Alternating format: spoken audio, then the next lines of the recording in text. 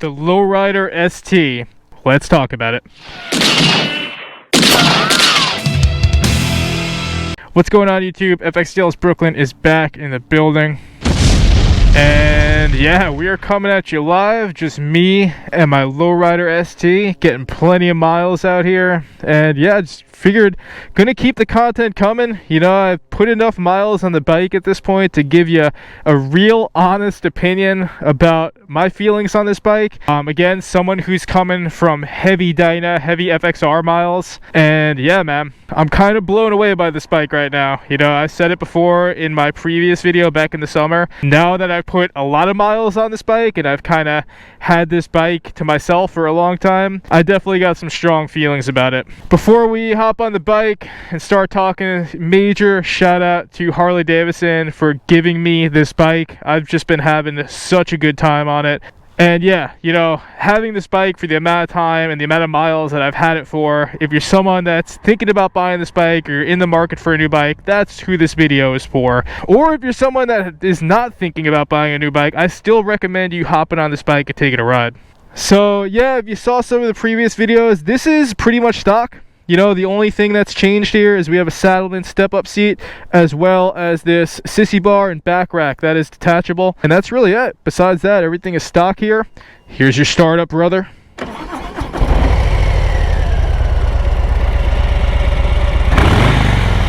My oh my. Let's take this thing out. Let's get some miles, and let me talk to you about my current read on this FXLR ST 2022. So at this point, I'm putting this bike through a lot of different conditions, and for the type of riding that I do, you all know how I ride. I do heavy mile days. I do the bike trips. I do a lot of highway miles, but I also do a lot of riding like I'm doing right now, which is, you know, back mountain twisties, you know, whipping in here and there. I also do urban miles in Brooklyn and New York City. And ripping this bike around in all those different situations, you know, I gotta say it, guys. I really gotta say it. And again, this is not because, you know, you probably think that there's some bias here because Harley Davidson gave me this bike. But I really do have to say, and I think I said something like this when I test rode this back in August, but honestly, this is 100% the best Harley Davidson available out there right now. And I'm talking like fresh out the box, not doing any upgrades. And I've talked about this a lot in the past, where people see my content, which is a lot of Dyna and FXR stuff, a lot of older bikes, right? You know, I have a bike that goes all the way back to 1988, and a lot of the questions that I get from you all is, you know, should I get an FXR? Should I get a Dyna? Should I get the new Softail Lowrider S? You know, these are legitimate questions if you're trying to buy a performance Harley Davidson in the year of 2022, and most of these questions are usually coming from the younger riding base, right? Which is, you know, usually got their eye on these types of bikes. So look, here's what I'll say is, if you're in the market for a performance Harley Davidson right now, I would at least tell you to test ride the Lowrider ST, which I'm on right now, and test ride it in multiple different conditions. Test ride it in the riding that I'm doing right now. Do your back mountain roads, do your twisties, right? Obviously test ride on the highway, and then come to a decision. Because, man, I'll tell you what, out of every motorcycle in my arsenal right now, my hot rod FXDLS, my FXDX, my FXR, all those bikes are special in their own way, and this bike in particular is also special in its own way and just fits me like a glove, dude. It's crazy, dude. I said this before in my previous video, but I almost feel like Harley Davidson themselves designed this bike around me and my riding style. So the windshield and the wind deflection is hitting me in the perfect place where I'm getting zero helmet buffeting, but I'm still getting enough wind where I feel like I'd be comfortable in a heat wave. The riding position, dude, I love mid controls, man. So the riding position, the seating position is great, especially with the saddled and step up seat, which will have you sitting a little bit more upright. And then the power that you're getting out the box with this bike.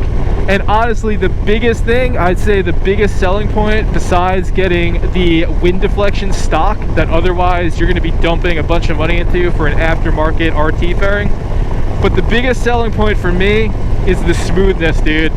Just the overall smoothness, obviously the suspension. This bike is your magic carpet ride, man. This bike is your fantastic voyage, RIP Coolio. So honestly, I'll tell you what, man, Harley Davidson, I love you, but at the same time, I kind of hate you, Harley Davidson, because in a way you kind of poison my mind with this bike, and it's kind of hard for me to not picture doing my next long bike trip on anything but this bike. Like right now, just how damn comfortable I am on this bike and how smooth it is, it just has me wanting more and more. So if you're a true mile leader, you know, if you casually do 500 plus mile days, this is your bike, right? If you do back mountain twisties like this, if you are serious about performance Harley Davidson, if you're serious about suspension, this is your bike. If you're serious about going fast, if you're serious about power, this is your bike. Now, I'm telling you right now that in terms of any new Harley Davidson I've ever ridden, I'm blown away. Like even compared to my 2016 Dyna Lowrider S, I'm blown away by this bike, man. Again, I've never sat on a bike before and just had it fit me like a glove in the way that this bike does, and also have the performance that it does. So I said it before the first time I test rode it, and now that I've put a decent amount of miles on this bike, I'll say it again. This is a special bike, man. The company had their finger on the pulse, and they nailed it. They knocked it out of the park with this thing, man. And if you're someone who's in the market for a new bike, I'm really happy for you, especially if you test ride this and you're having the same reaction that I'm having. I'm really happy for you because, you know, to get the performance that I'm getting on this bike, I had to throw down a lot of money. I had to do a lot of trial and error, and it's just a really magical thing that you're getting what you're getting on this bike for the price that you're getting it at. So if you want to call me FXLRST Brooklyn while I'm riding this bike, that's all good. I hands down give this bike my seal of approval, and again, that's coming from someone that's got all the cool guy bikes. I got my cool guy Hot Rod FX DLS with my paint job. I got my cool guy Super Glide. I got my cool Glide FXR. But let me tell you what, man, none of those bikes in terms of smoothness touches this bike. And none of those bikes in terms of what you're getting new touches this bike. Like, dude, the braking on this bike is stupid, dude. If you get this bike, don't touch the brakes. The braking is insane. It is comparable with the brakes I'm running on my FX DLS that I had to put down thousands of dollars to get it to stop like that. Like, yo, this thing stops. Look at that. Unreal. Unreal. And the power. The power, brother.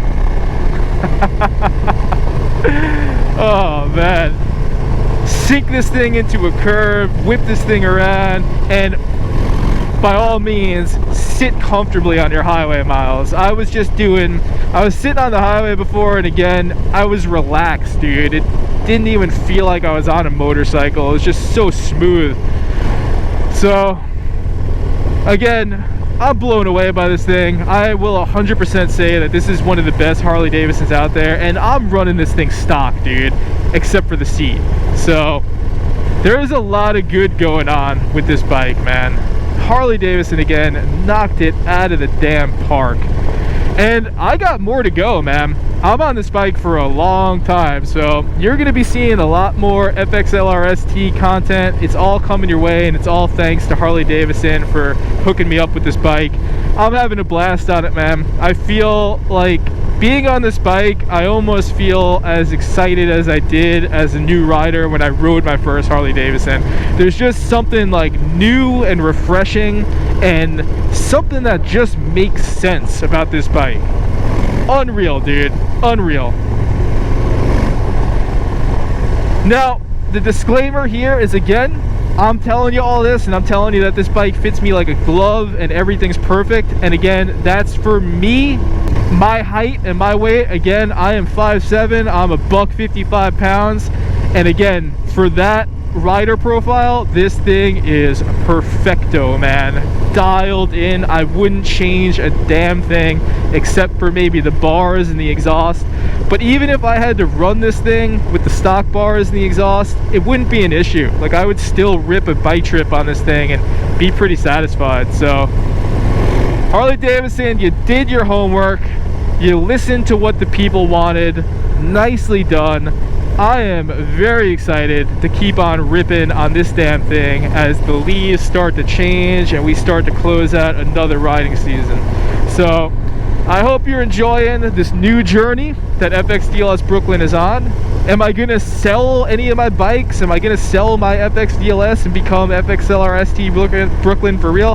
No, that doesn't mean I'm selling any of my bikes. All my bikes are special in their own way. But what I am gonna say is, this bike is a serious contender in the year of 2022, and yeah, man, it definitely has left my mind poisoned with wanting more. And luckily for me, I'm gonna get more because I got plenty of more time with this bike. So I hope you're enjoying this content. As always, stay safe, stay low, ride Dynas, ride FXRs, ride Softail Lowrider S's, and on that, FXGLS Brooklyn is out.